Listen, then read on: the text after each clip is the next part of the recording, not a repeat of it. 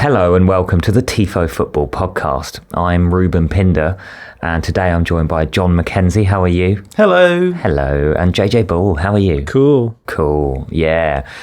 This is a Sensible Transfers episode and we spoke about various clubs, Newcastle, Spurs, Chelsea and Manchester United, about who they should buy, who they should sell, and it was a lot of fun. We talked about the Block Party drummer. Yeah, and how much you hate the Arctic Monkeys. And the etymology of... the word Newcastle. The word Newcastle in Spanish. Well, it's all the things you think you'd get in Sensible Transfers. In Espanol. Yeah, no, just Espanol. You don't do the lisp. Again, the format's changed, but it's the shit banter remains. And with all that... Let's move on. Yes. All right, don't do my job. Sorry. And with all that, let's get into the episode. Hello, boys. Nice to be back. I'm in the big boy chair now. It feels like a long time since I've seen you in this room. Lots of boys chat here. Yeah. And you use the word lads? Am I not allowed to use the word lads? Whatever you want. Okay. I don't think you did use the word lads, so it's fine. Okay. Anyway, Sensible Transfers. I'm rooting for Lockwood already. That's good. It's the transfer window. Are you enjoying the transfer season? You've been doing a lot of research on who clubs should buy. How's it going? Oh, I love all the transfers. Yeah. I eat all of them, every one. Mm-hmm. Nice. John? There's not been a huge amount, has there? I feel as though we're just about working up to the period of the transfer window where everything starts coming through. But I was looking through the Premier League's list of official transfers that have gone through, and there's not many clubs who've done a huge amount. I noticed that Brentford have done a fair amount of business. But have they? Well, sort of. They've got a few players who they've brought in. So, for example, Kevin Schade, they had on a loan to buy. Does that count as a transfer, though? They already had him. Yeah. But they only brought him in January, so... It's a bit like when Kovacic went to Chelsea on loan and then he was the only one they were allowed to keep because of the transfer embargo. It doesn't really count. Yeah. So I already had him. Yeah. But so you guys have been making videos about who you think big clubs in the Premier League and a few others should sign. What's the process of how you make one of those videos? Yeah, so I think people might be surprised how much of a process there is behind them, actually, given how people say that we haven't put any effort in whatsoever. But yeah, we spend a lot of time doing prep work in terms of choosing which of the 12 slots are going to be filled by which team. And a lot of that, it comes down to, just taking a look at the shape of the squads that are there and trying to work out which teams are going to have to do a lot of work in the window. And then once we've done that, it's then a case of, I think for the most part, it's finding interesting narrative angles, right? Because we can't just go through the whole of a squad and say they need to do this and this and this and this. It's a lot of the time, I think we try and think about squad building over the course of a number of different windows. Where do you start making it inroads if a squad needs a lot of work doing, and how do you explain to the viewer what it is that you're trying to achieve by making the moves that you're making? Yeah, so we have lots of meetings, hours of meetings, just trying to work out where the weaknesses in squads are and which players are going to work to fit those. But I think we're making a big effort to move the format away from what it was. So there's been a lot of people in our channel saying they like the old format, but the new format is, I guess, designed to take into account bigger ideas of squad building now. So not just interesting players who could fill a need, but actually saying, well, if you bought this player, how does that impact your budget? How does it impact what you're going to do in the next window? What are the long-term effects of making those sorts of decisions now versus in the future as well?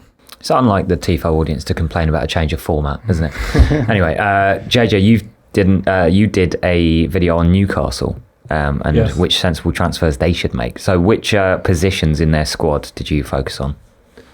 I did Newcastle. Not enough preparation, apparently. They had. Well, the thing is, are we assuming that everyone listening and watching would know what sensible transfers are, I suppose, right? They must just know. If you don't know, then it's your own fault. But we're going to assume a high level of intelligence of the audience and past knowledge, I suppose. I think that's fair. I'm just giving myself time to remember who they were, right? So that Newcastle, we just talk about it, right? So Newcastle, we know how they play. We know that we need lots of depth because they got to Champions League way ahead of schedule, like we say in the video. And so how do you, as Newcastle, buy players who are better than what you've got, especially when you have real financial fair play restrictions, because you can't, even though you have all the money on earth, you can't just put it in because there's rules to stop Well, depends how you look at it. There's rules to stop smaller clubs possibly trying to compete with the big ones is one way to look at it, but another way is to stop people just being able to ruin whatever you're doing with loads of money. Anyway, what they needed to get is probably new midfielders. Didn't cover that because there's a lot of chat going about who they might actually be signing, and the more interesting part probably was to look at their wide forwards, because on the left you've got loads of them, like St. Maximin, Gordon, Joe Linton can play there. Isak plays there sometimes. Isak, yes, absolutely. Yeah. And then the change of system, he comes inside. Then you've also got, what's his chap, this Scottish lad, Elliot Anderson can play there too. So they've got lots of options on that wing. But on the right-hand side, they've got Jacob Murphy and Miguel Almiron. And although Almiron had a great season, we're thinking that, it's maybe just a really good season. You can definitely make improvements on it and change the way you want to play. So rather than just what's a better player than Almiron is maybe someone who plays in a different way. So then we're looking at the kind of profile of players that would suit that. Then we're looking at lots of data and lots of different players that we know who are young and upcoming, or maybe need an experienced player, trying to work out what that differences were. And then we looked at where else the kind of weaknesses are. And although they're very strong defensively last season, they had I think they had the same amount of goals conceded as Man City, which is the best, second best, joint first best defensive record. So that's really good. But they had Dan Byrne at left back, which maybe see as a chance to improve that. But then they're so heavily linked with Kieran Tierney and have been for ages. Didn't seem like the point was to go on that. Everyone knows who Kieran Tierney is. You know who Kieran Tierney is, don't you? I know who Kieran Tierney is, yeah. I mean, so he is an Arsenal player. He doesn't play much for Arsenal. That's right. Yeah. And he plays for Scotland, doesn't he? He does play for Scotland, yeah. We haven't done a sensible transfers for Scotland yet. But if I could, it would be the France national team. Yeah. Slight tangent. Do you guys remember Match magazine? Yeah. Yes. I got Match as well. So I bought what shoe? Did you have a shoe? I was a match boy. Me too. Yeah. Somebody wrote into Match magazine once saying that football would be improved if international teams could sign players like clubs can, failing to see that would defeat the entire point of it. And they published a letter endorsing the idea as if it was good. It was ridiculous. That's just an early example of clickbait, but it's not clickbait. It's turnbait. They're it's trying to incite full violence from the readership by making something that makes them so irate they have to write letters in. It's engagement bait, but you have to post the engagement. You have to be really angry to actually involve yourself. Okay, so on the right wing for Newcastle, what were some of the names that came up?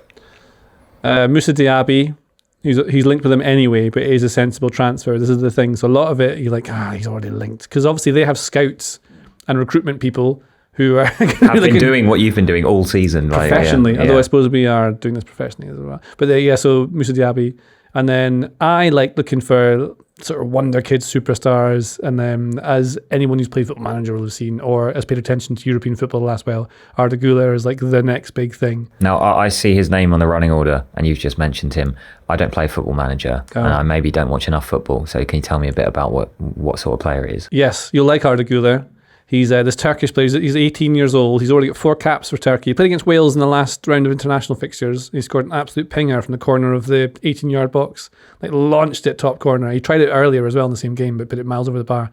But, you can watch some players sometimes, you can just tell that they've got it. Mm-hmm. He has the touch, the balance, the movement, and plays with this kind of confidence on the ball where everyone around him, even guys who are 32, 33, just know that this guy can just give him the ball because he's the one that will make things happen. And he can play as a right winger, like that kind of cliche Messi thing. Everyone's the next Messi, right? He's been compared to Mesut Ozil as well. Because presumably he's left-footed. He's left-footed, yeah. He's very dribbly, very passy, very creative-y, vision-y. And he can do all those things from that right side or the half space or it's one of 2 8s. If you're the right side in the 4-3-3 in the midfield, he can do that as an advanced playmaker, if you want to call it, going back to Football Manager words. But that's what he'd kind of do.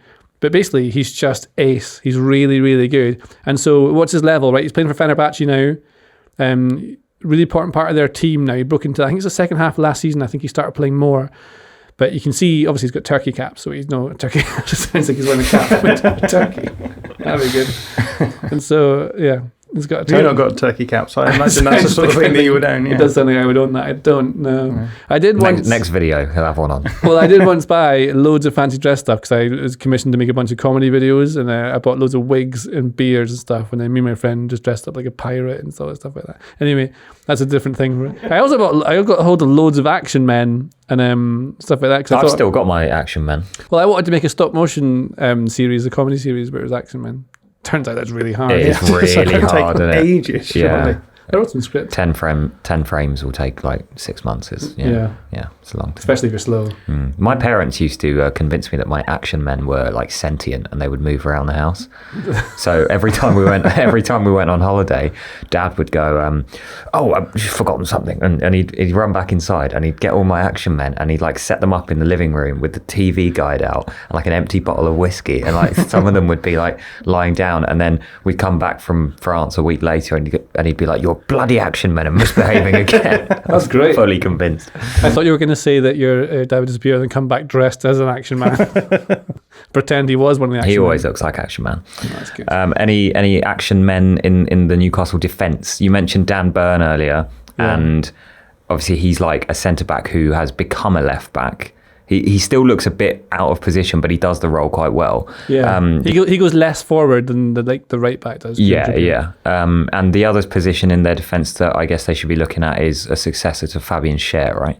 Well, we thought that, but then so like Sven Botman's the big, tall destroyer lad at the back, and Scher's more of the long, passy kind of guy, and he's really massively improved. I didn't really rate him that much before last season, and I think he's come on an awful lot. But you need depth because the option they've got is like Jamal Lascelles, who's not it. As I'm sure he's a lovely man. Yeah, he seems like one of those who's good to have around the place, but probably for what Newcastle want to be now, not quite at the level. Yeah, and they drop off noticeably when he's in the team. You can see it's just not quite the same level, and I mean, that's just what happens. You need better players. And so, because Botman's the future and the now, you think you probably want somebody to play in the right, maybe both positions. That's why we looked at like the wonder kid version for Newcastle. They've got so much money. It's this lad at Benfica called Antonio Silva, who's in the Portugal first 11. I think he played the World Cup, didn't he? Yeah, he started. He's great, and he does everything. Like he can carry it, pass it, but he can also just mess things up at the back by heading it away and kicking people. He's a really clever, positionally intelligent centre back. It's about time Portugal brought through some centre backs, isn't it? Who were like born after the Second World War or something. Okay, cool. Yeah, him. Bella Kotchap at Southampton. That was never one. He's good. But then they're linked with Tino Livramento just now at Southampton. We didn't really cover right back, but that makes sense because they have got Manquillo as the option, I think, at right back as cover.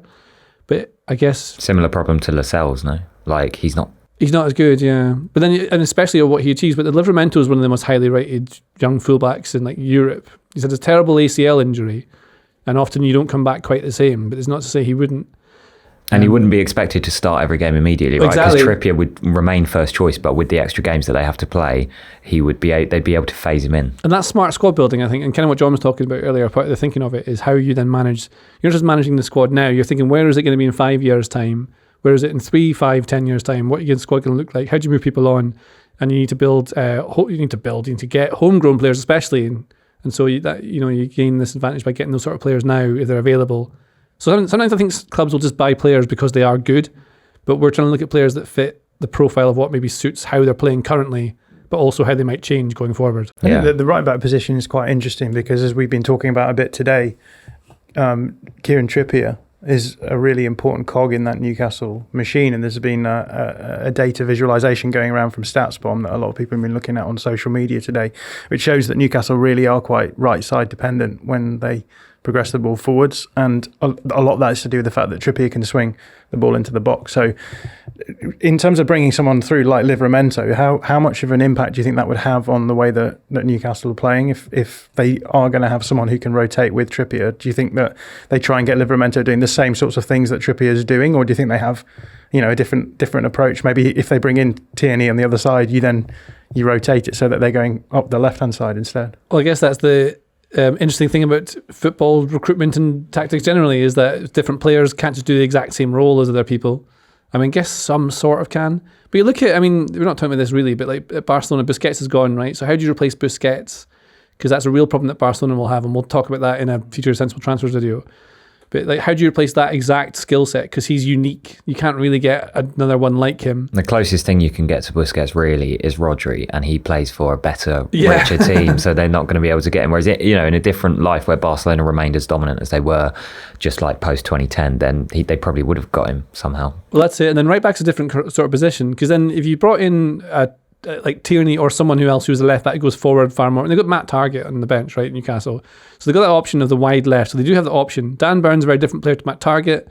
Dan Burn offers more maybe mental attributes, better attributes. Like he's a Newcastle fan. He's a big lad. He gets stuck in. And there's something really to be said, honestly, I think. You can't really measure it. It does matter, yeah. Yeah, having someone who's absolutely nuts in your defence is really good. Because whenever you play like low-level football, who's the players you don't want to play against? The ones who are nuts. The ones you're scared of. You don't want those. Yeah. And so and I'm sure that applies to professional level football. I think as well, they play a really intense out-of-possession game as well. So there's a sense with Newcastle that people will undervalue the sorts of players that they're going for, because you always intrinsically think when you're talking about sensible transfers, who are the most attractive players to watch in possession? Whereas a team like Newcastle want to get a huge amount of upside from players out of possession as well. So we've just seen them spend, or has that gone through yet? Who? The Tonali thing? No, not yet. So they've not announced it. It's well over. It's very much looking like it's going to happen. By the time this comes out, it's probably happened. Yeah, they've spent a lot of money on Sandro Tonali, who's made upside you're getting out of possession, and I think a lot of people will look at that and say, it seems a lot of money for a guy who isn't going to be offering a huge amount in possession. But I think the big thing about Newcastle, and we've been talking about this a lot in the office, is how similar they are to Jurgen Klopp's Liverpool early on. And the big question with them was always, okay, the main upside we're getting is out of possession. You can talk about gegenpressing being the best number 10 because it's the best creator. But there comes a point, I think, where you recognise that you do need to get more creativity into the team. And I think these are the sorts of questions that Newcastle will have to deal with, right, as they're going forward into the future. So having fullbacks like Trippier and then fullbacks like Tierney who can get forward and can be creative as well, I think will be the sorts of things that they're thinking about for the future, right? Yes. Yeah. Cool. Well, that's Newcastle done. Let's go on to the next team, shall we? John, you made a video about Spurs. I did. And they've hired Ange Postecoglou, who's got a big job on his hands. Mm-hmm. The main problem you identified was because they've been managed by Antonio Conte for so long, their squad is built for a back three system, especially with the wing backs who aren't really fullbacks or wingers. And Postecoglou loves a 4-3-3. So how do they go about tackling that challenge? Yeah, so the big idea behind this video is how do you move from a squad that is built for a back three system to work for a back four system? And it's not as easy as you might think, because I think intrinsically everyone feels as though, well, all you need to do is move a few players around and you can fill out the areas where Ange Postecoglou wants players to be. So the big question for us was, where do you get width from in these two different systems? Because Antonio Conte gets width from wing backs, so they're sort of in the central part of the pitch around the halfway line. That's where you're usually finding that width. But Ange Postecoglou likes to use fullbacks, and he also likes to use more traditional wingers, so touchline hugging wingers to give him width.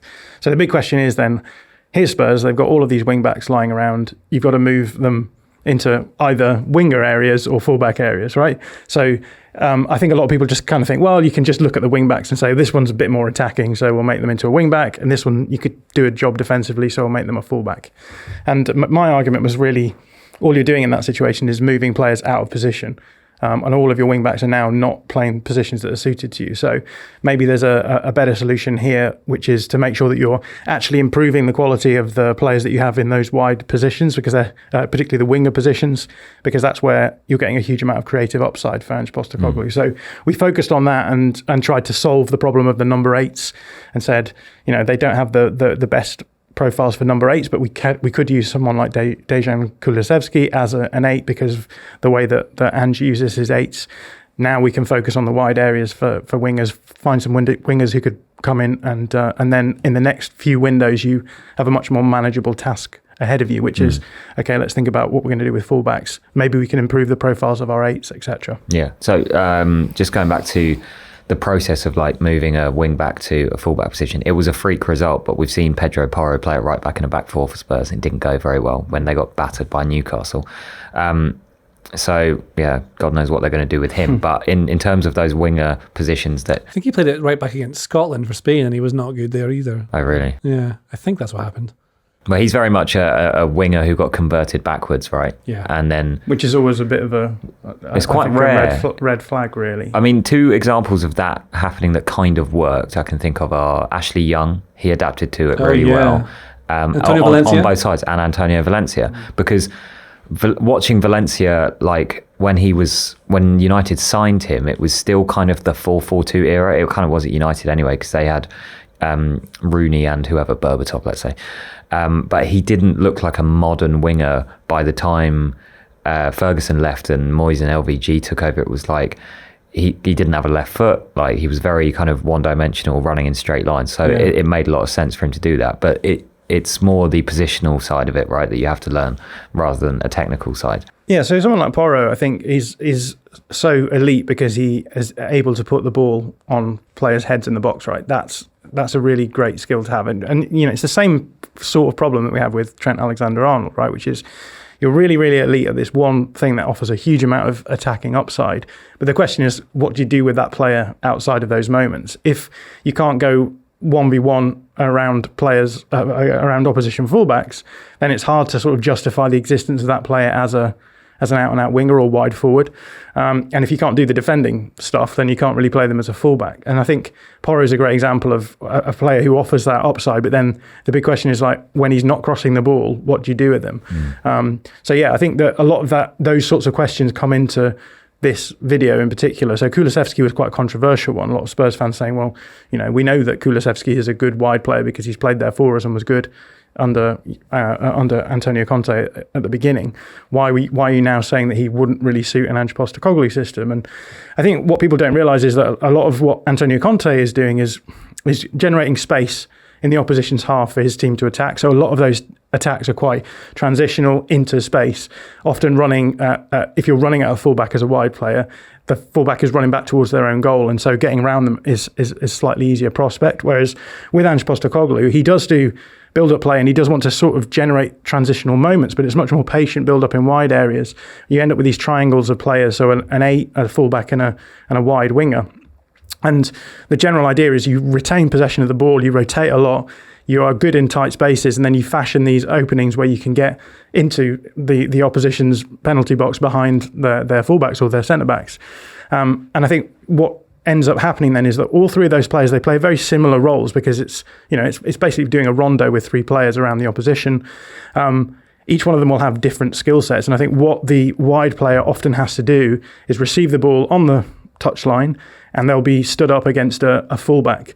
So they're receiving the ball and they're static, and then the thing is you've got to be able to go one way or the other. And I think that's maybe an area where Kulusevski would struggle more. I think he's a great ball carrier, great running into space, great running at fullbacks when they're running back towards their own goal, which would be a part of that role. But in terms of a lot of the other stuff, I'm not sure that he would be as well suited to that position.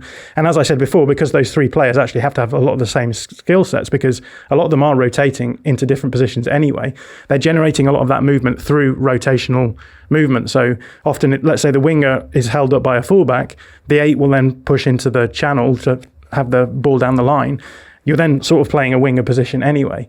And I think that Kulusevski probably suits that position more, because I think space opens up around the 8 a bit more in an Ange Postecoglou system. So that was what that solution was all about. It was... Yeah, you idiots.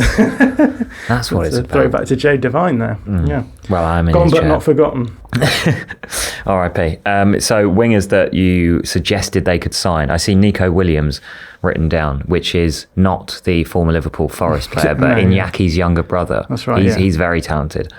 Yeah, so the way that we solved the picks here was we were saying, like, because Spurs are solving the 8 problem internally to their squad, you can then spend a lot of money on just getting one of the best the dribbly wide wingers in world football. And so we suggested Karim Mitoma from Brighton as the main pick. But then we suggested, actually, because they have so little depth, it might be better to just split the amount of money that you would need for Mitoma in 2, and then bring in 2 players who can play either side. And we landed upon Nico Williams as one at Athletic Club, as you say, and then Jota at Celtic, because obviously he's the perfect Ange winger because he's had him there for the season. Yeah. So. I mean, I don't want this to happen, but Wilfried Zaha's available on a free. He's a dribbly boy. Would he work? Yeah, I don't know. How do you feel about him in terms of like those, sitting as a wide winger all the time? Do you not feel as though he's looking to be a little bit more central? Well, yeah, sometimes once he gets the ball, he likes to dribble inwards with it. But he does receive the ball a lot with his back to goal, and then fullbacks right up him, and he has to go backwards. But then sometimes one of his strengths is immediately turning them and running into the space behind them. Yeah. But again, he prefers to play on the left, so it depends what you do with Son, right? Yeah, and I mean, Son is another controversial aspect of that video because, again, I think that if you're having to play Son either wide or central, either as a winger or as a striker, I think he probably fits the central role a little bit better than the wide option. And I think a lot of Spurs fans were quite annoyed at me suggesting that he's not the sort of player who's going to be able to, again, stand up against a fullback and go either way around them as well. So, but I think, Richarlison the same, right? He would definitely be better. I think Richarlison would middle. Be perfect through the middle for them, actually. I think he profiles quite nicely as an Ange forward, so you've got that. And then there was a big question about what happens with Harry Kane this season, which has been rumbling around the last few days, right?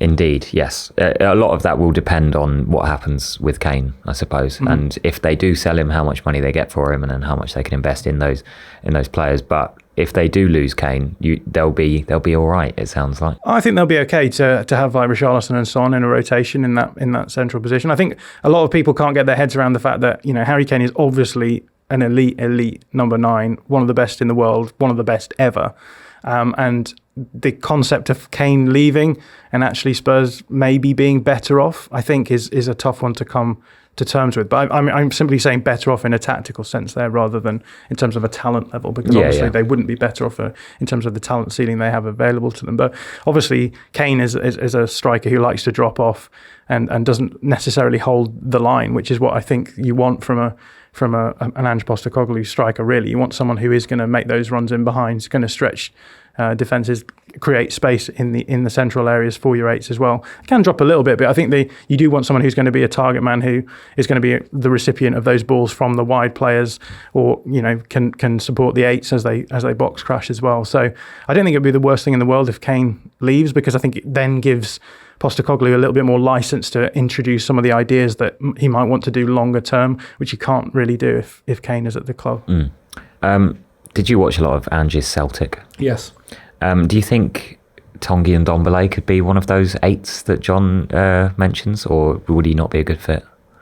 Because he'll be coming back from his loan at Napoli, won't he? Yeah, he's an odd player because he has little moments where he's magic, but then clearly, there's 2 managers now who've just got rid of him and can't deal with it. He didn't even play that much for Napoli. He kind of got in, I think they had an injury, and that's why he was playing for Napoli so much, but even then he wasn't a key part of it. He can be quite good. But I'm trying to think the way the 8s work for Celtic. I mean, obviously the thing is, right, he won't do exactly the same at Celtic as he will at Spurs. It'll be different because the players are available are obviously very different. Same way, because the team is, like John's saying, built for a 3-4-3 or that sort of shape. He's done that with Australia before. It doesn't mean he won't do it, but he'd be advised not to. So you see that sort of change in him. And Ndombele, he's expensive. They should sell him. He'll get invited.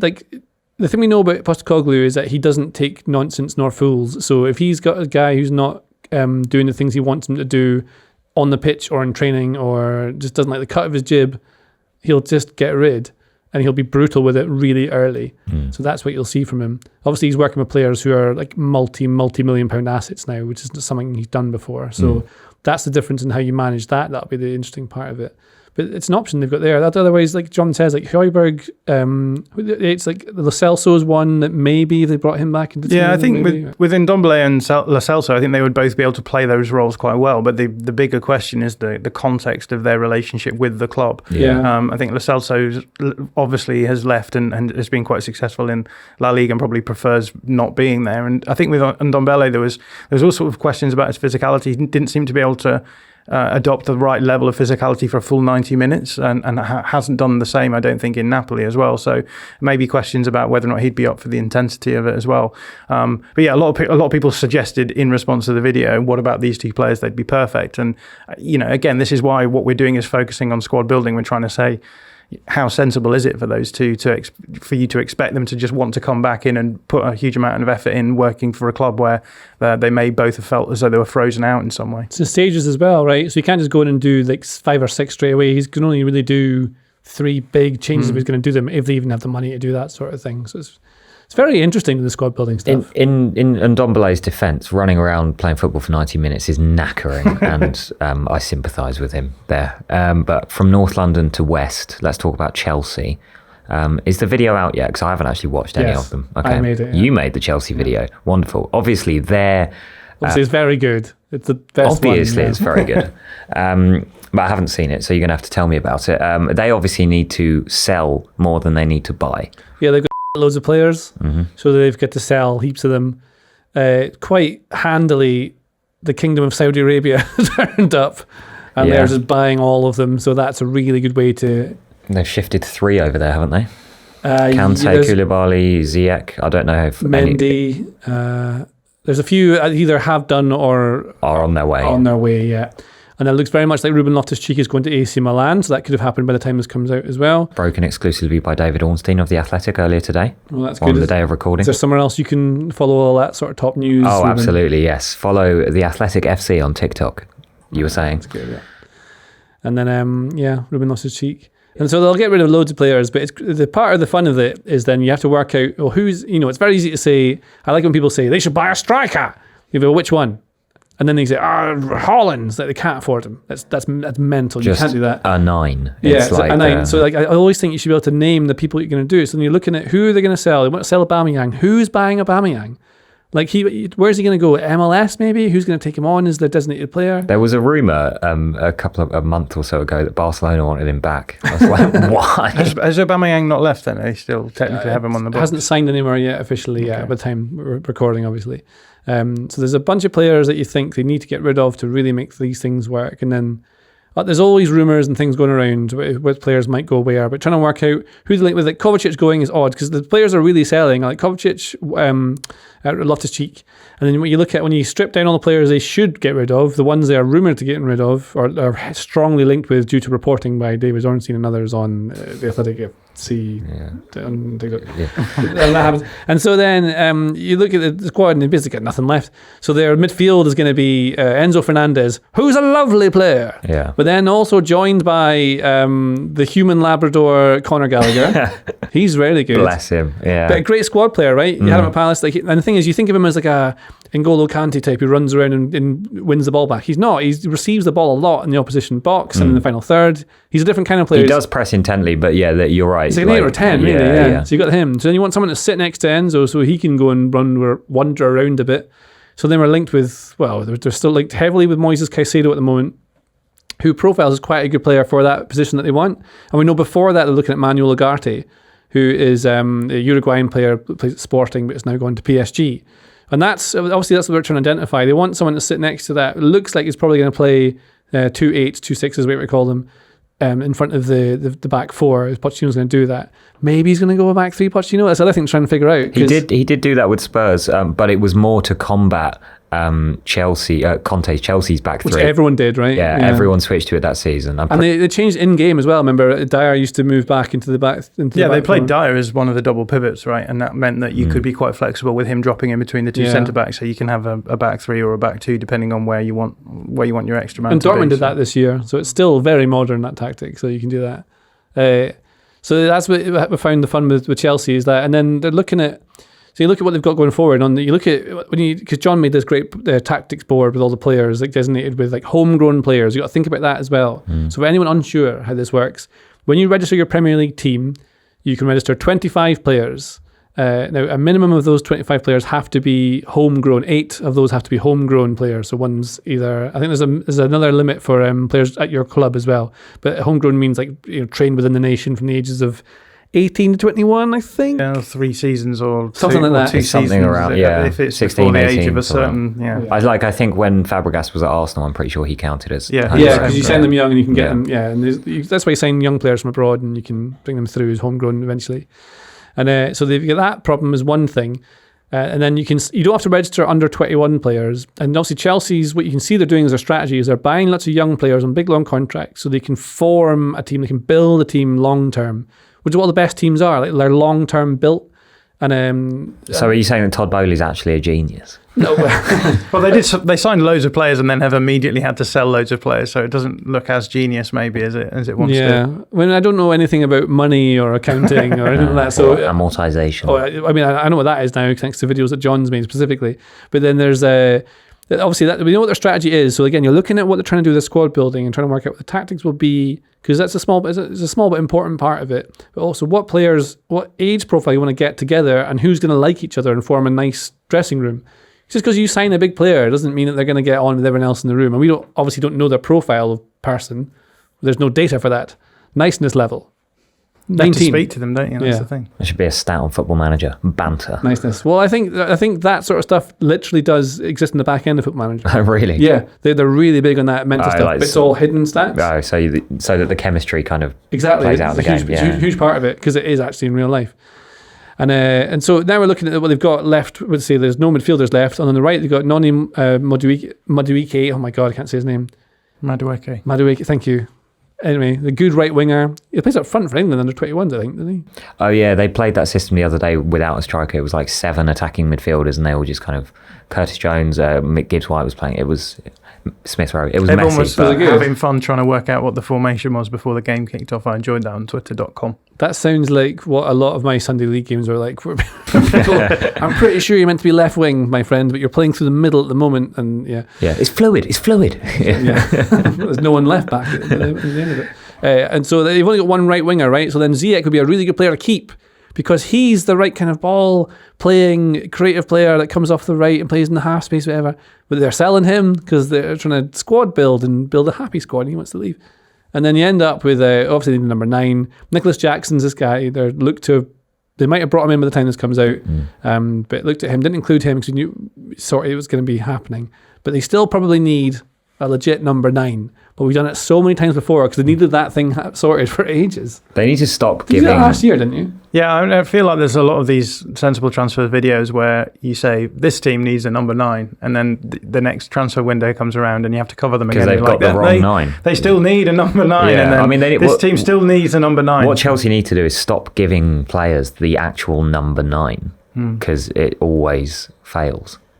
Tammy actually did all right with it, and then he left. I think that's one of the biggest mistakes they made, selling Tammy Abraham. I thought he would have grown into that role, but I think they want results now, damn it, and that's why he wasn't. He just misses quite a few chances. But then Nicholas Jackson is relatively inexperienced, isn't he? So he's just like that, yeah. He's a sort of inside forwardy guy, right? Who was moved. I think he's a 9. He was moved inside and then has done quite well, and they've bought him off the back of it, right? Have you watched him play much? Yeah, he's quite a mobile player, and he's really strong. People that bounce off him, it's nuts. Like, what about Christopher Nkunku? Where does he fit into this? Nkunku. He's just arrived. Now, I thought he's quite versatile now. I feel like when he was at Leipzig and PSG before that, he's played in loads of different positions. He can do it all. And now he's like a second striker? I think if you play a 4-2-3-1, which is what Poch was roughly playing, is he can play as a 10, he can play as either of the 2 wide players, and he can play as a striker as well. So I think that's probably why they brought him in, again, just sort of thinking, oh, this is smart, it kind of gives us a bit of flexibility. But and I wonder if they thought they would get rid of Kai Havertz when they agreed the deal, because they play in a similar position, a very, again, example of like sensible transfers. It's completely different kinds of players, but play a same position. So whereas Nkunku will make things happen, is very direct, very involved in the ball, and can run past players. I mean, he's absolutely brilliant. He's so good. They're so lucky to have him. Havertz plays on the edge of things, and he feels a bit more passive, doesn't he? So he likes to be there and thereabouts to sort of. Yeah, I think he said himself he's basically a midfielder who likes to crash into the box. Like he's essentially a left-footed Frank Lampard in style, right? But they've just been playing him up front for like 2-3 years. Well, Mr. Lampard signed him, didn't he? He did, yeah. No, but seriously, what a waste of money. Anyway, see what he did. That's a lot about Chelsea. So let's move on to the eternally chaotic Manchester United. Now, the debate here is which position should they prioritise? They need a goalkeeper if they want to play out from the back in the way that Ten Hag wants to, because obviously he's been quite pragmatic, having to use De Gea. But they also need a striker because, last season they had Weghorst and Rashford, neither of whom are long-term options through the middle, really, as good as Marcus Rashford is. So what do you think they should do, John? I think that the decision you make on this is to do with timing. I think if you bring in a goalkeeper, Manchester United will be improved in the long run. But not necessarily in the short term will you see the benefit of that. Whereas if you bring in a centre forward, I think they, in the short term, improve a lot because they've been playing a certain way without a centre forward. I don't think you would have to change much to just bring in a really elite centre forward who could just score goals. And, we've just seen Spurs finish like pretty well in the Premier League, considering the season they've had, just off the back of Harry Kane's goals. So the big question for Man United is, do you want to get Champions League football next season? If yes, probably the best thing to do is to bring in a number 9. If the question then is, would you rather? If you do that, then the question may be, well, you're stymieing your long-term growth, right? You're looking at this in a short-termist way, and you're saying, okay, we'll solve other problems later. The other option is to start solving those problems now and say, okay, we'll bring in a goalkeeper who's much better at building out from the back, doesn't have as many bloops in him as David De Gea. Bloops. Yeah. Is that a word? I think I just made that one up. Did you mean? I don't know. I think bloopers. Well, a blooper's reel. I think you've merged blip. A blooper's reel. That sounds like you're saying the reel belongs to the blooper. I think you've merged blip and blooper. It is the blooper. I did what I did, and I am not ashamed of it. It's a new word. But yeah, I think if you bring in someone who is going to be able to eradicate all of those things from the goalkeeper side of the game, Manchester United will then be able to start working on doing better build-up play, but that won't happen overnight. And so again, you end up with the sort of situation that they had at the beginning of last season, which is it clearly wasn't going to work, and so they had to then become much more pragmatic. And the question is whether or not they would be able to go through a period where they have to, go through those growing pains of learning how to build up in a different way. In the long run, that's obviously the better thing to do because it gives you a much more consistent manner of moving the ball down the field. But at the same time, in the short term, it could actually stop you from finishing in the top 4. So, I mean, I guess the best case scenario is you sort of do both and hope it works out. Yeah. But this is always United's problem, though, isn't it? It's the expectation is to never fall out of the Champions League, basically to win the league, which obviously they're miles away from. But so they keep on going for short-term solutions. Like even as far back as Falcao, who didn't work out for various reasons. But even Van Persie, he was like, well, we need to win the league next season, so let's just buy the best option in now. And they did. So it works. Sir Alex Ferguson, big part of that. But then, like up front too. Zlatan, Cavani, Ronaldo, it's like stop buying old strikers. I mean, they're looking for Mason Mount now, right? And then they're getting this Man United tax because everyone knows that either they are completely easy to deceive in a negotiation, or I don't know. They just know they have loads of money. Yeah. I think for me, it's whether or not they want a floor raise or ceiling raise, and it feels like Man United always take the floor raising option, which is keep the fans happy, keep the fans off your back, but you'll never ever you're never going to be challenging a lot like consistently at the top level. And what they need to do is they do need to start deciding when the point is at which they need to just start making these ceiling raising choices. It's a good metaphor, that. Yeah, they've got a lot of players they could sell as well. I mean, there's a lot of them that would be available. They tend not to sell players for lots of money. They're not very good at selling players. No, like Martial, I think he's probably no need to keep around really because you can't rely on him. He's never fit enough, is he? Yeah, Jadon Sancho, it doesn't seem to quite have worked for him at that club. Part of the problem as well is that because they go for those floor-raising options and not the ceiling-raising ones, they reduce the value of their players anyway because they never look impressive. Like Jadon Sancho, he'll have a market, but his value is so much reduced from when they brought him in. And I bet if they had a decent striker playing alongside him to run onto any little passes or little dribbles he does, they'd probably be worth more. That going on. Well, a big part of that problem as well is that kind of until Ten Hag, they didn't really have like a clear long-term plan in terms of how they want to play. So they were signing players because they were good in carefully constructed systems, then just kind of lobbing them onto the pitch together and being confused as to why they weren't. That's because they need 100 hags to fix Man United. That was bad. That's one of the best jokes I've seen. Was that a comment? There's a comment in one of our videos, yeah. Someone says 10 hag. They don't need 10 hag, they need 100 hag. Isn't that good? Like Pokemon that evolves, isn't it? Yeah. I was thinking bloopers reel also sounds like it could be a band.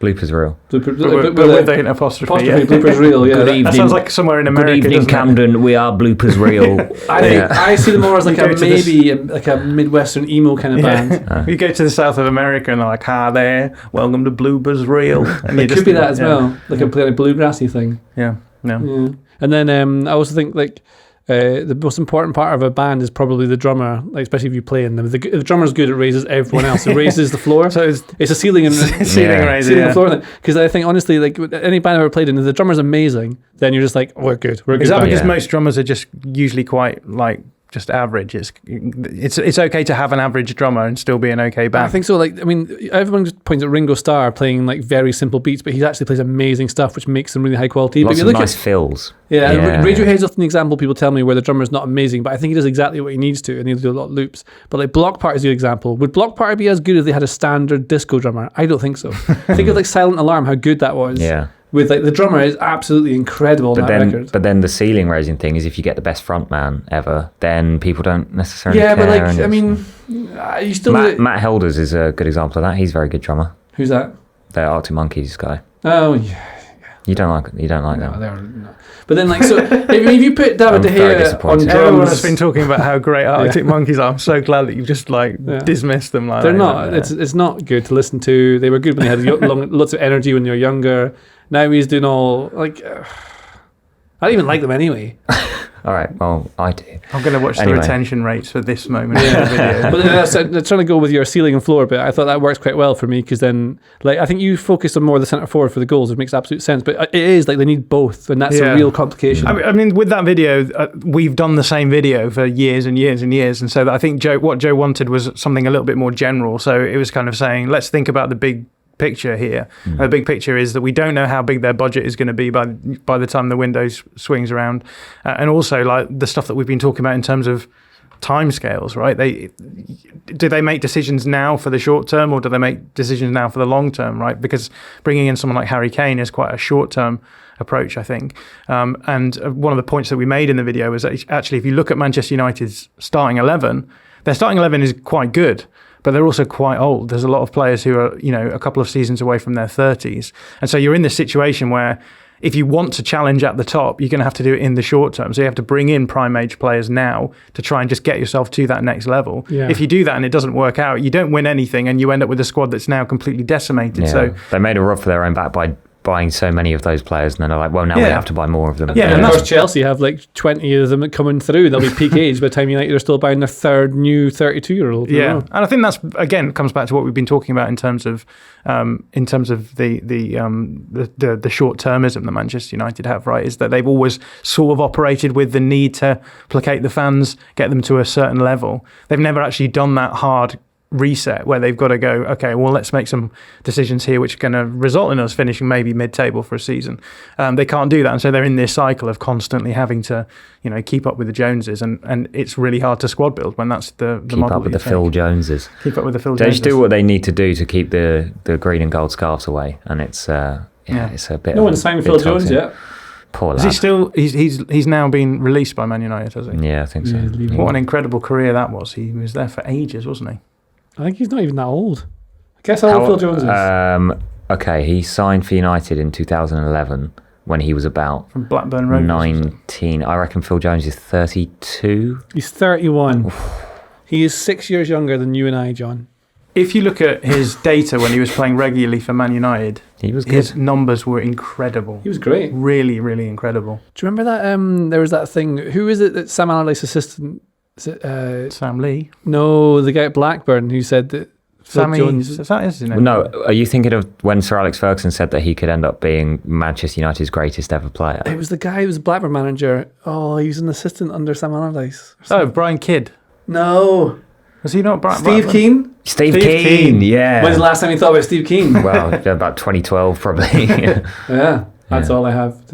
What about Steve Keane? I just hadn't thought of Steve Keane. But he had Jones at Blackburn. He would have won the footballers game, Steve Keane, of managers, because I haven't thought about him in ages. Oh yeah, it's a good fun game that. People always play John Gregory, but it doesn't count. He's too famous. Should we very quickly just wrap up on Mason Mount, and is he even a good fit for Manchester United? Yeah, I wonder if this is another one of those transfers where it's primarily motivated by out of possession stuff. So one of the things we saw last season for Manchester United was they really struggled to play anyone in the 10 role who was going to be really elite as a presser. So they sometimes would play Wout Weghorst there. Sabitzer filled in there a few times. They've played Fred there even a few times as well. Bruno Fernandes deeper. In and I think the idea behind getting someone like Mason Mount into that position is that, one, he's really good out of possession, but two, he's also creative as well. So he sort of I think probably makes their press better. And also, I mean, something we don't ever talk about with Manchester United is actually they, at their best last season, they were essentially like a counter-pressing team. I don't think they always did it in the ways that you would expect. They often allowed teams to build up in the wide areas, and they would then spring these pressing traps. And then the idea is, okay, because you've pulled them forward, you've created space in behind, and you can then release Rashford or the wide player on the other side in behind. And they generated a lot of chances in that way. And I think, again, Mount is a great player for that. He'll be great in the counter-press, and then he can play those passes through as well. That's why Casemiro was so good for Manchester United last season, because again, he's a really, really good defensive counter-pressing player.